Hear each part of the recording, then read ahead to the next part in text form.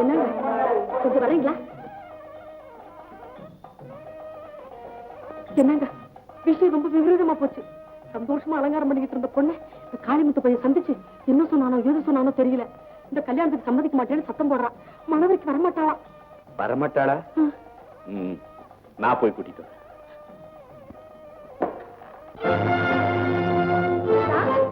சீதா, சீதா,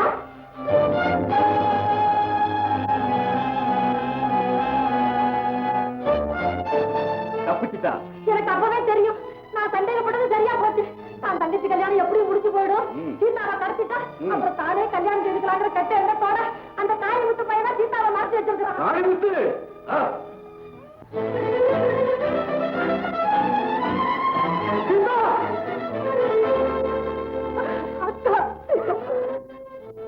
என்ன பண்ணி எங்க இப்படி தனியா போயிட்டு இருக்கு? உனக்கும் பெரிய ஜமீன்தாருக்குமா கல்யாணம்?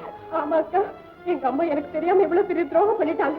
அதனால கல்யாண வீட்டுல தப்பிச்சுக்கிட்டு எல்லாம் போலீஸ் ஸ்டேஷன் சொல்லாலும் போயிட்டு இருக்கேன். இதுக்கெல்லாம் ஏமா போலீஸ் ஸ்டேஷனுக்கு போகணும்? பொண்ணுக்கு விருப்பம் இல்லாத இந்த கல்யாணம் எப்படி நடக்கும்? நான் இருக்கேன், வாமா வா. ஆமா, நிறுத்து. இந்த கல்யாணத்தை நடத்த விட மாட்டேன். ஏங்க ஏன் கல்யாணத்தை நிறுத்த சொல்றீங்க? துரோகி, சீதாவை கொண்டு வந்து இங்க ஒப்படைச்சாத்தான் கல்யாணத்தை நடத்தி விடுவேன். எங்க மறைச்சு வச்சிருக்கிறேன்? எனக்கு ஒண்ணும் தெரியாதுங்க. பொய் சொல்லாத, சுட்டு பசிக்கிடுவேன். சீதாவை தனிமையில சந்திச்சு பேசுறீங்க இல்லையா? அவன் என்ன கேக்குறீங்க? நான் தான் பாக்குறேன். அவளை தனியா சந்திச்சு அவன் மனத்தை மாத்தி அவளை கொண்டு போய் இங்க மறைச்சு வச்சிருக்கேன். எனக்கு ஒண்ணு தெரியாதுங்க. நான் சீதாவை சந்திச்சு பேசுறது உண்மை. ஆனா எங்க அண்ணன் மேல சத்தியமா சொல்றேன், இது சம்பந்தமா எனக்கு ஒண்ணு தெரியாதுங்க. என் தங்கச்சி கல்யாணத்தை நிறுத்தாதீங்க. ஆரம்பிங்க ஐயா. என்ன முட்டாளாக்கிட்டு உன் தங்கச்சி கல்யாணத்தை நடத்தலான்னு பாத்தியா? சீதா இங்க வந்து சேராம கல்யாணத்தை நடத்த விட மாட்டேன். அண்ணா, சீதாவை காணுங்கிறதுக்காக நீங்க என்னுடைய கல்யாணத்தை தடுத்து நிறுத்தது சரியில்லை. இந்த துரோகி நம்ம பரம்பரைக்கே பெரிய கழகத்தை உண்டாக்கிட்டான். தங்கச்சிக்கு நீ தாலி கட்டக்கூடாது. என் வாழ்க்கையில குறுக்கிட உங்களுக்கு அதிகாரம் இல்லை. நான் சிவகாமிக்கு தாலி கட்டித்தான் தீருவேன். நீயே எனக்கு விரோதமா பேசுவியா? உங்க ரெண்டு பேரை சுட்டு பட்டிக்கிறேன். தப்பு சொல்றீங்க. என்ன சுடுங்க, என்ன சொல்றீங்க? சிவகாமி, அண்ணா, உன்னை பலி கொடுத்துதான் என் கல்யாணம் நடக்கணும். எனக்கு அந்த கல்யாணமே வேண்டாம். சீதா, யாரை ஏமாத்த பார்த்த?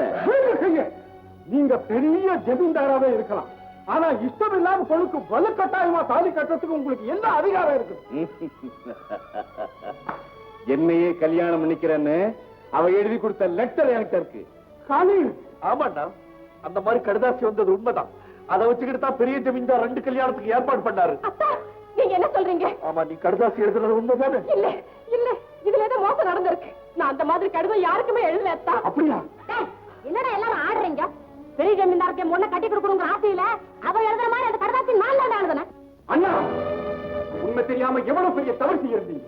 காளிமுத்து கிட்ட மன்னிப்பு கேட்டு அவருக்கும் சீதாவுக்கும் கல்யாணம் செய்து வைங்க. யார்கிட்ட பேசுறது உனக்கு தெரியுதா? சாதாரண வேலைக்கார நாய். அவங்கிட்ட நான் மன்னிப்பு கேட்கணுமா? யாருங்க? இவனை எடுத்துக்கிட்டு போ. நான் சொல்றவனை கொண்டு போட. இவனை கொண்டு போய் கட்டி வை.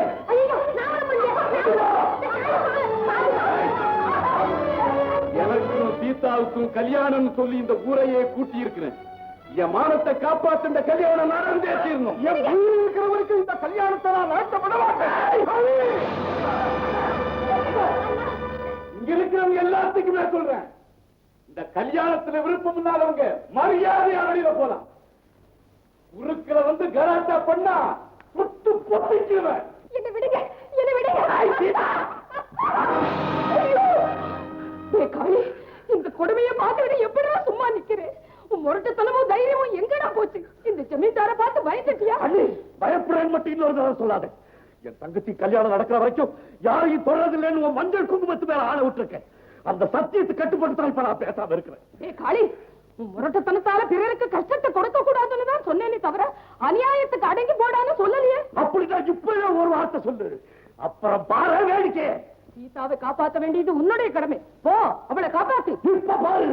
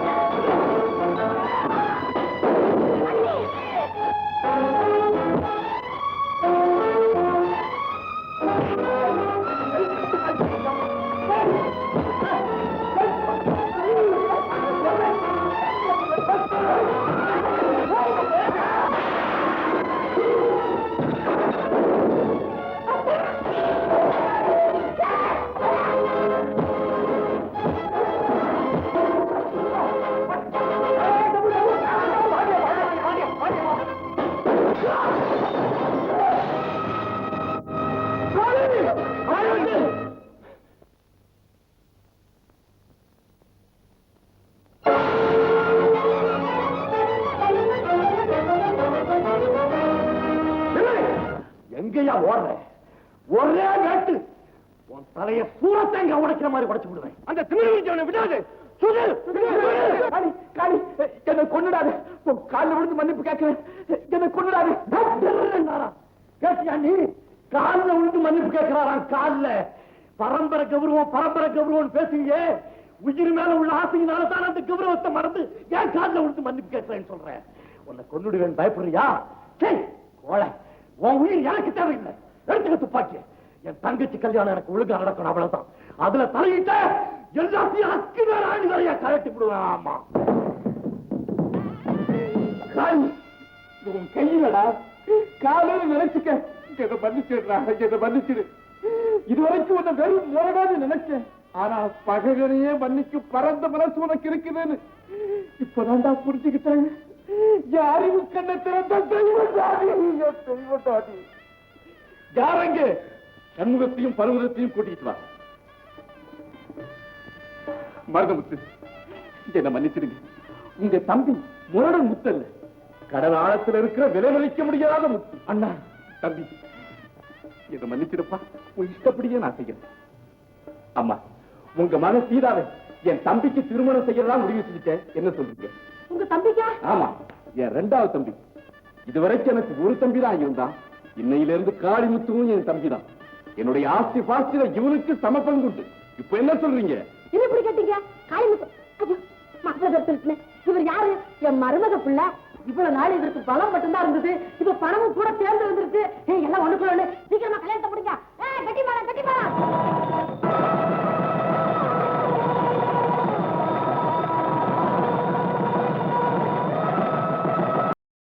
இன்னும் பல வீடியோக்களை காண சன் லைஃப் சேனலை சப்ஸ்கிரைப் பண்ணுங்க.